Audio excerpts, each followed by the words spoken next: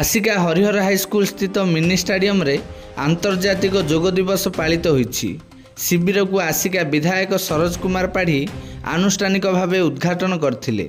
प्रशिक्षक प्रशांत दास और गुंडीचा महाराणा प्रत्यक्ष तत्वावधान रे एही शिविर परिचालना होइथिला।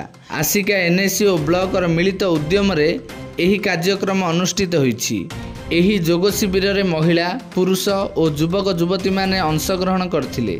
से भली आसिका टाउन हॉल और विभिन्न स्कूल और कॉलेज रे एही योग दिवस पालन होउछि। एटा जो योग होतला ये तो बहुत पुरातन हजार हजार वर्षर कथा, केवल भारत रे ही होतला।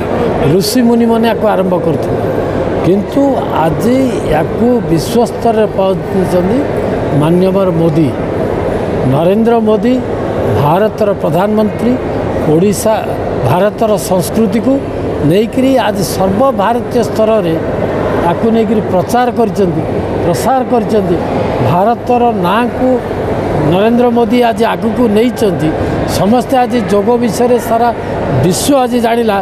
केवल नरेंद्र मोदी अवदान समस्ते आह्वान को ग्रहण करने उचित। जेहेतु निज शरीरटा जदि ठीक रहा ताले सबकि ठीक रही किसी साइड इफेक्ट नहीं, मेडिसिन खाइबा दरकार नहीं। किसी समय देकरी आपको जदि जड़े कर ये दीर्घ जीवन सहित बंचव एवं सुस्थ रही।